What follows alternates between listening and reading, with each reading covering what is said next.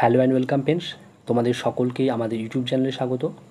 পশ্চিমবঙ্গ পুলিশে যারা provisionally selected হয়েছ তাদের অনেককেই বিভিন্ন পুলিশ স্টেশন থেকে ভিআর ফর্ম কালেক্ট করার জন্য ফোন করা হয়েছে। আজ নদিয়া, মুর্শিদাবাদ ছাড়াও বিভিন্ন জেলায় ডিআইবি অফিস থেকে ভিআর ফর্ম কালেক্ট করার জন্য কল করা হয়েছে পরীক্ষার্থীদের। হয়তো আগামী কয়েকদিনের মধ্যে তোমাদের প্রত্যেককে কল করা হবে। তোমরা তোমাদের মোবাইল নিজের কাছে রাখো এবং জেনারেল মুড করে রাখো। ওরা তোমাকে ফোন করে প্রথমেই তোমার নাম জিজ্ঞাসা করবে এবং তারপর তোমাকে একটা অ্যাড্রেস দেবে। ওই অ্যাড্রেসে তোমাকে একটা টাইমে ওরা যেতে বলবে।